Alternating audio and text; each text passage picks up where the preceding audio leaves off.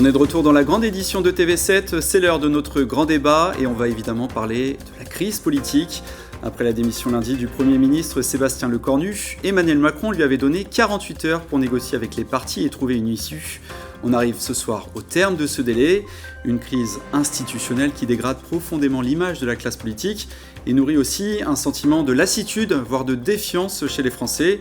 Pour en parler, j'accueille 3 invités à ma gauche. Bonsoir Pauline Gervier, vous êtes constitutionnaliste, maître de conférences en droit public à l'Université de Bordeaux. À ma droite, Lilian Ostens, vous êtes doctorant en sciences politiques au Centre Émile Durkheim qui est rattaché à Sciences Po Bordeaux. Et enfin, avec moi à distance, en visio, depuis la banlieue parisienne, Ludovic Martinez, vous êtes conseiller et formateur en communication politique et en affaires publiques. Les Bordelais se souviennent peut-être de vous, puisque pendant plus de 10 ans, vous avez été aussi directeur de cabinet d'Alain Juppé lorsqu'il était maire de Bordeaux. Merci à tous les 3 pour votre participation. La première question, elle est pour vous. Pauline Gervier, on est face à une situation de blocage. Est-ce que c'est le fait d'un dysfonctionnement de nos institutions ou ce sont tout simplement nos acteurs politiques qui font un peu n'importe quoi ? Nous sommes indéniablement dans une ère institutionnelle nouvelle. La Constitution pose un cadre à l'exercice du pouvoir politique. Elle a des institutions qui tiennent bon depuis 1958. C'est plutôt le corps politique, effectivement, qui a du mal à s'accoutumer à cette composition de l'Assemblée nationale tripartite en 3 blocs qui reflète aussi les clivages politiques du peuple. Il y a 3 grands courants et effectivement une absence de majorité et on a du mal à s'acculturer à cette absence de majorité. Allez-y, si vous voulez continuer.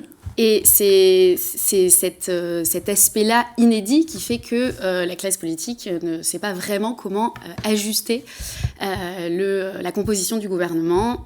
Il y a déjà eu des essais, effectivement, mais là, il faut changer de braquet. Ludovic Martinez, dans votre longue carrière, est-ce que vous avez déjà vu une image aussi dégradée, aussi mauvaise de la classe politique en France ? Non, honnêtement non. Moi, j'étais administrateur à l'Assemblée nationale en 97, quand il y a eu la dissolution que j'ai vécue. C'est la fameuse dissolution Villepin, Juppé, Chirac. C'était pas le même problème. Je veux dire, même si après il y a eu une cohabitation, etc. Il fallait aussi savoir que on n'était pas habitué à la cohabitation avec tout ça, etc., etc. Mais bon. La problématique, et notre ami l'a dit, c'est que le cadre constitutionnel, institutionnel est solide, mais effectivement que la tripartition a surpris l'ensemble des forces politiques, avec quand même un vrai travail de sape du président de la République sur les partis de gouvernement, que sont le PS et LR, pour simplifier, et avec l'apparition de partis extrêmes qui devaient d'ailleurs disparaître et qui n'ont fait que croître et embellir. Et tout ce contexte, il faut le replacer dans le contexte dans 1 an et demi, il y a des élections présidentielles, le président ne peut pas se représenter.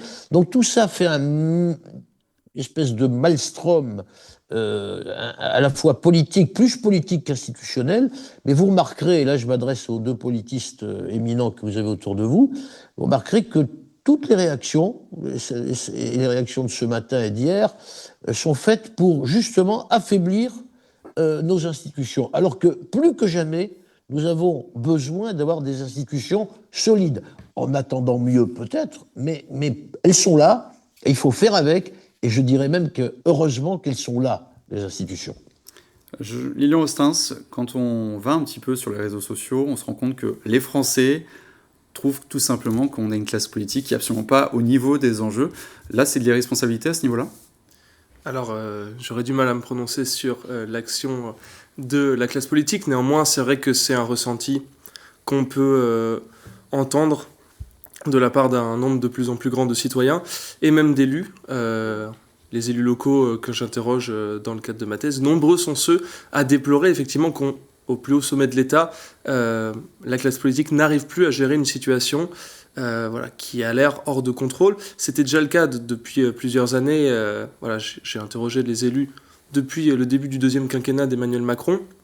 Et déjà à cette époque, il faut se souvenir de l'opposition entre le pouvoir présidentiel et le reste du peuple avec la réforme des retraites, et une impression de la part des élus locaux que on va dire, le président s'entêtait, alors même que on sentait bien que son action n'était plus consensuelle, loin de là.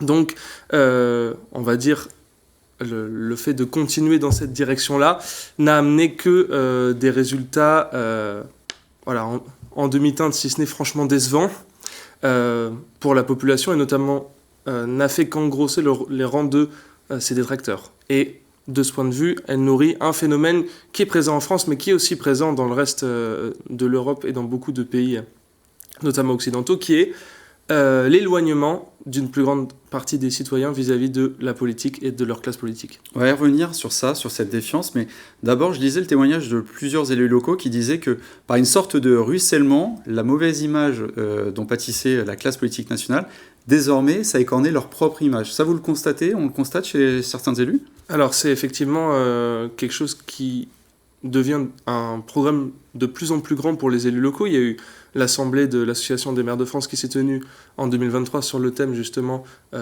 des attaques de plus en plus nombreuses envers les élus. Il y a eu un exemple très médiatisé d'un élu qui s'était fait attaquer sa maison par une voiture qui était rentrée dans son portail. Voilà.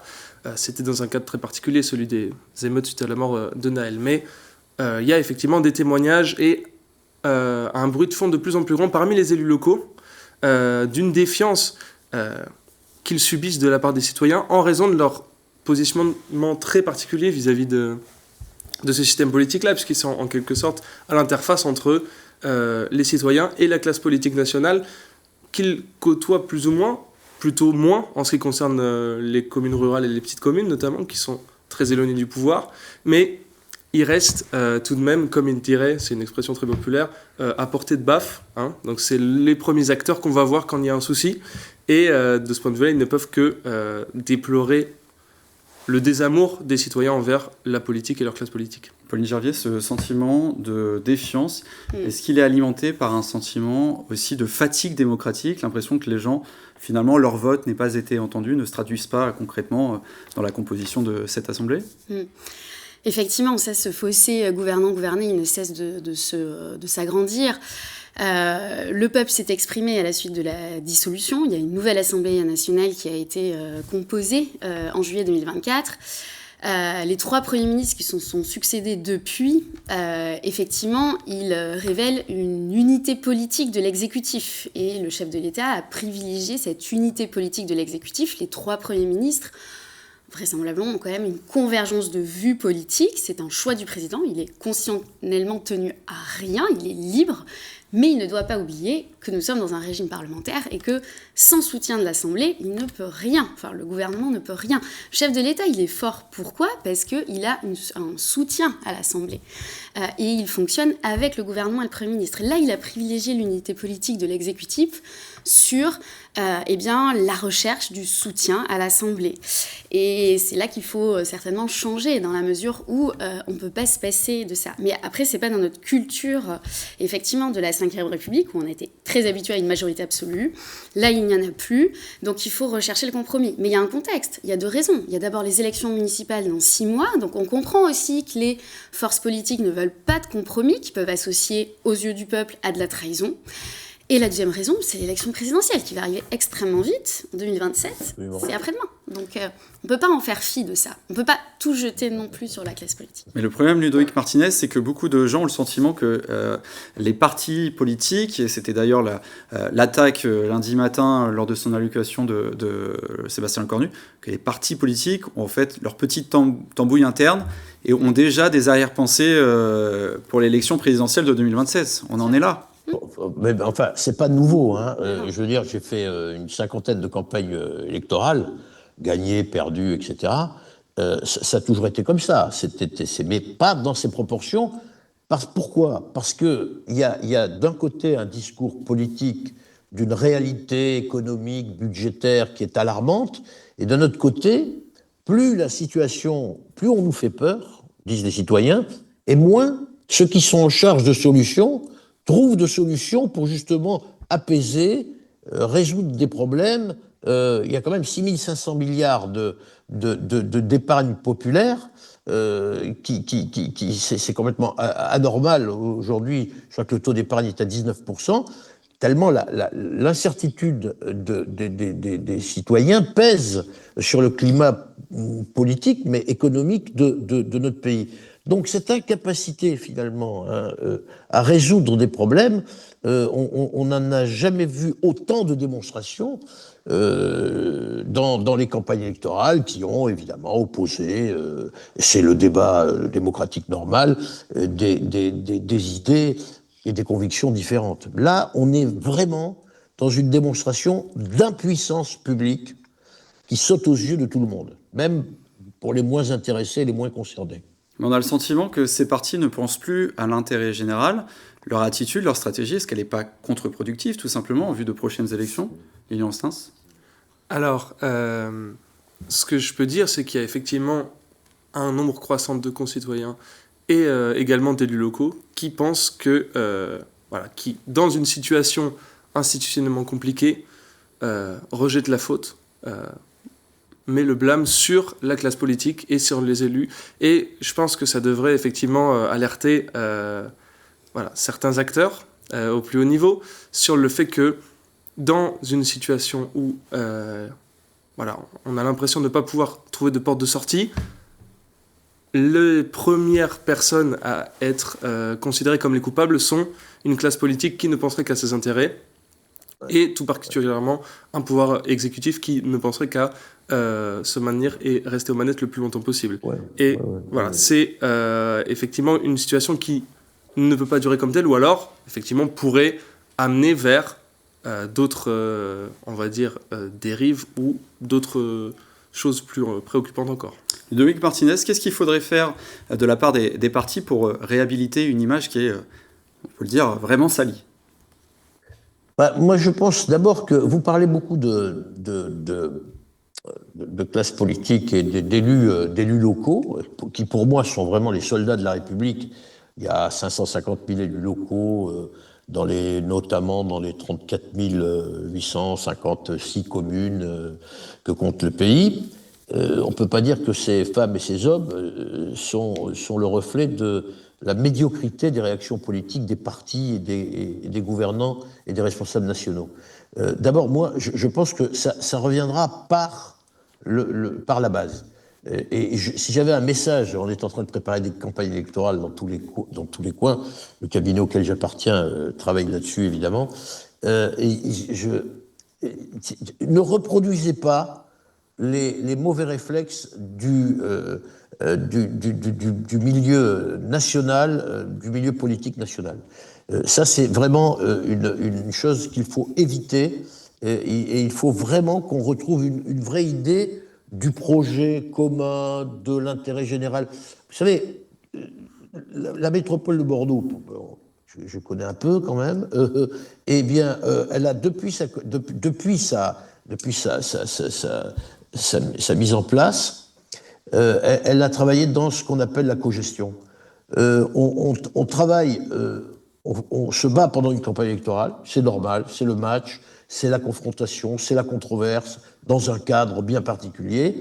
Et puis une fois qu'on est élu et que la légitimité par le vote, la légitimité populaire, vous a donné mandat pour gérer votre territoire, le territoire sur lequel vous travaillez, là, on commence à se mettre autour d'une table et on parle. Et pour les infrastructures, et pour les équipements, et pour le soutien à tel ou tel secteur, telle ou telle industrie, etc., etc. Donc ça, c'est quand même très important. Là, on a une vraie culture du travailler ensemble parce que, comme vous le disiez tout à l'heure, cher ami, on est à portée de baffe, et quand vous sortez dans la rue, que vous êtes un élu local et que vous avez parfait le trottoir, personne ne prend de gants pour vous dire, qui que vous soyez, vous avez complètement déconné là, monsieur le maire ou madame le maire.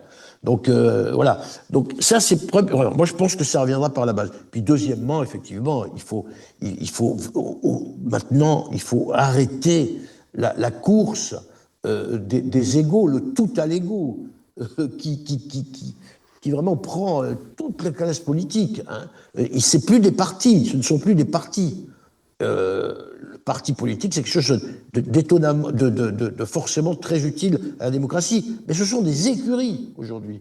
Des écuries, ce ne sont plus des partis politiques. Et à l'intérieur d'écuries, il y a des sous-écuries qui... Enfin, Ludovic Martinez, c'est dramatique. Pardon, j'étais trop long. vous parlez de légitimité. Est-ce qu'il ne faudrait pas peut-être réformer aussi le mode de scrutin peut-être à l'Assemblée nationale? Il y a quand même ce sentiment que quand on voit les chiffres du Rassemblement national et en comparaison le peu, c'est relatif, de sièges à l'Assemblée nationale, on a l'impression qu'il y a un manque quand même de représentation en face quand même avec les options des Français. Est-ce qu'une révision, c'est envisageable? Alors, il faudrait modifier la loi, hein, c'est simplement une loi ordinaire pour passer au mode à la proportionnelle, donc ça ne nécessiterait pas une révision de la Constitution en tant que telle. Effectivement, le mode de scrutin proportionnel a des avantages, il a aussi ses défauts. Le mode de scrutin majoritaire uninominal à deux tours a ses avantages et ses défauts. Effectivement, la proportionnelle, elle favorise une plus grande représentativité de toutes les forces politiques des idées politiques du peuple. Donc effectivement, ça permettrait de renouer un peu plus avec une plus grande représentativité. Par contre, pour constituer effectivement des majorités, il faut aussi cette culture du travail ensemble, comme le disait M. Martinez, et de savoir trouver des compromis, sans que ce soit perçu comme des trahisons. Donc ça demande effectivement une acculturation. Le scrutin majoritaire, il permet... C'est pour ça aussi qu'il a été choisi, sous la Ve République, de dégager des fortes majorités. Aujourd'hui, on voit que ça ne permet pas de se prémunir complètement d'une majorité très relative, voire extrêmement relative, comme on l'a aujourd'hui. Donc oui, effectivement, il peut y avoir, et ça pourrait être très intéressant d'avoir une réflexion sur un changement de mode de scrutin. Lilian Ostens. Est-ce que je pourrais intervenir? Pardon, excusez-moi, je ne vous vois pas, donc Lilian Ostens d'abord, et après je vous donne la parole. Oui, absolument, oui, parce que c'est très intéressant ce que Le scénario d'un gouvernement soit de coalition, soit sinon même de cohabitation, c'est vraiment pas dans la culture française. Alors effectivement, c'est ça qui pose souci, parce que institutionnellement, tout pourrait être en place pour que ça ce soit la solution qui permette de sortir de la crise. Néanmoins, il y a un blocage qui est toujours persistant en raison d'un manque d'habitude, tout simplement, de la classe politique de faire en sorte de négocier. On voit des formations qui sont prêtes à poursuivre le blocage tant que exactement toutes les sous-conditions ne seront pas remplies. On voit, c'est le cas notamment du parti Les Républicains qui, alors qu'on leur voyait une grande place au gouvernement, disent que c'est toujours pas assez. Donc voilà, fatalement, je pense qu'on va se diriger vers ça à un moment ou à un autre parce que la situation politique l'exige. Mais c'est le cas dans beaucoup d'autres pays, et notamment nos voisins, qui sont également des démocraties parlementaires. Quand je pense à l'Italie, quand je pense à la Belgique notamment, où il y a des coalitions très fréquentes entre des partis qui n'ont pas nécessairement vraiment le même programme, qui peuvent être même très éloignés, mais point par point, situation par situation, on peut réussir à former des alliances malgré tout et monter des gouvernements qui tiennent et qui soient stables avec des partenaires de gouvernement qui sont sur certains points opposés, mais qui, texte par texte, loi par loi, peuvent parfois trouver des compromis et en tout cas maintenir une certaine forme de stabilité. Mais il s'agit maintenant, la balle est dans le camp de la classe politique et des élus, de trouver une solution à ça. Ludovic Martinez, la date limite pour déposer un projet de loi de finances pour le budget 2026, c'est le 13 octobre. Ouais. J'imagine qu'il n'y a aucun scénario possible pour déposer un délai à temps, un projet à temps. Un projet à temps, oui. Pourquoi, compte tenu de cet enjeu qui est crucial, les différents partis n'arrivent pas à s'entendre? Écoutez, je veux dire, moi je suis un politique, donc ça veut dire quoi? Ça veut dire que comment peut-on, eu égard au contexte avant municipal, comme on l'a dit tous les trois, avant présidentiel, comment voulez-vous qu'on en appelle dans une lutte politique avec les écuries dont je parlais tout à l'heure, les enjeux, les égos, etc., etc. Comment voulez-vous qu'on se mette autour d'une table pour dire on va vous rendre service? Monsieur le Président, vous nous avez mis dans une pagaille absolue. Ça, c'est l'avis d'à peu près tout le monde. On va pas comme vous faciliter la vie pour vous. Voilà. C'est ça qui est important à noter. C'est parce que l'enjeu n'est pas mesuré. Il y a un enjeu budgétaire, il y a un risque de shutdown, il y a un risque de mise sous tutelle. Je peux vous dire que sur le plan économique, tout ralentit, mais tout ralentit. Et ça, c'est absolument impossible. Alors ça, c'est de la volonté des gens. Vous avez vu que les gouvernements ne sont pas nommés, qu'on leur promet déjà la censure. Donc il y a une espèce d'hystérisation du débat politique qui, malgré les enjeux, malgré les inquiétudes, n'arrive pas à rendre les femmes et les hommes politiques qui sont concernés raisonnables. C'est malheureusement la nature humaine. Et ça, pas de solution, hein. Pauline Gervier, est-ce qu'on ne prend pas le risque que durablement les Français ne votent même plus, ne s'intéressent même plus à cette question politique ? Il y a eu un regain quand même de la participation politique à la suite de la dissolution et lors des dernières élections législatives. Donc on peut espérer, et puis quand même il y a des débats autour de nous sur ce qui se passe. Donc on peut espérer quand même ce regain, mais effectivement la lassitude elle est indéniable, elle est bien présente. Après, il faut aussi déconstruire certains peut-être mythes de shutdown notamment. Enfin, la Constitution, elle offre beaucoup d'outils pour assurer la continuité de l'État. Nous avons procédé à l'adoption d'une loi spéciale en fin 2024 qui a permis quand même la reconduction des crédits. On pourrait tout à fait faire de même là. Alors oui, c'est pas un budget avec des orientations politiques fortes, évidemment, mais ça permet d'assurer quand même une continuité de l'État. On a les outils. L'article 47 de la Constitution prévoit aussi des modalités d'adoption du budget. Donc, il faut pas... La faute, c'est pas à la Constitution, c'est qu'est-ce qu'on veut en faire. Et si là, le débat, il n'est pas serein pour déterminer des orientations politiques fortes du budget, on a la loi spéciale. Après, le président de la République, il a aussi des outils. Il peut effectivement recourir à l'article 12, nouvelle dissolution. Donc, il va encore remettre l'arbitrage au peuple. C'est une possibilité ? L'article 16 sur les pleins pouvoirs, les conditions sont réunies pour l'activer ? Absolument pas. Enfin, soyons sérieux. L'article 16, c'est vraiment... il faut une atteinte à l'indépendance de la nation, à l'intégrité de la République. Il faut une interruption continue des pouvoirs publics. On n'en est pas du tout là. L'État fonctionne. Il peut aussi recourir à l'article 18, à s'adresser au Congrès. C'est un moment solennel. Emmanuel Macron l'a fait 2 fois, en 2017 et en 2018. Bon, là, il y a un moment quand même extrêmement difficile. Il peut s'adresser. Alors oui, ça n'a pas un impact incroyable, mais quand même, dans ce moment d'unité, il peut s'adresser à l'Assemblée nationale et au Sénat, réunis en congrès, pour que chacun puisse prendre aussi ses responsabilités. Des outils, il y en a.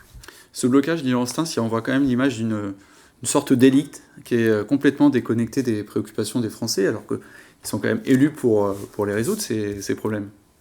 Alors, c'est sûr que ça fait plusieurs années et ça ne fait que croître que les citoyens, une grande partie d'entre eux en tout cas, pensent que certaines personnes se délaissent de l'intérêt général et notamment dans les partis politiques et dans la classe politique. Et il est certain que cette compétition qui est, on le voit effectivement, en lien avec les prochaines échéances électorales qui se dessinent et dans lesquelles chacun veut s'assurer la meilleure place, n'est pas nécessairement à même de les rapprocher de leur classe politique. Ceci dit, on a parlé d'échéances électorales en termes de dissolution.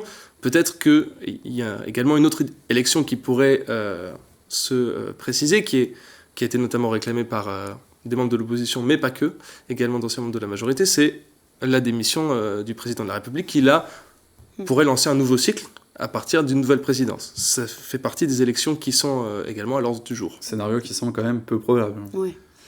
Mais rapidement, très rapidement, 10 secondes, vraiment. Non, 10 secondes, Ouais. 10 secondes pour vous dire simplement que le président de la République est devenu radioactif. Hein. C'est un de mes amis qui me disait ça ce matin. Radioactif, ça veut bien dire ce que vous voulez. Regardez le détachement de M. Attal, qui était quand même un bébé Macron. Regardez la proposition de provocation d'élection présidentielle anticipée de notre ami Édouard Philippe, qui quand même a été pendant près de 3 ans Premier ministre et qui a appliqué le programme du président. Voilà, donc tout ce contexte-là, si vous voulez, on peut deviser. Bien sûr qu'il y a des outils constitutionnels, bien sûr qu'il y a des possibilités. La réalité, c'est qu'il y a des conséquences. Aujourd'hui, la France paye son argent emprunté plus cher que l'Italie et l'Espagne. Eh bien, ce sera le mot de la fin, Ludovic Martinez. Hein ? On arrive au bout de Très ton grave. parti. Désolé de vous couper. Merci. Merci Non, à pas tous du les tout. trois pour votre participation. Merci à vous également pour votre fidélité. Dans quelques instants, vous avez rendez-vous avec Léa Dufoy pour la météo. Puis ce sera 19h Sport avec Dorian Malvezin. Quant à moi, je vous retrouve à 19h30 pour un nouveau journal avant Bivouac à 19h45. Restez bien avec nous, l'information continue sur TV7.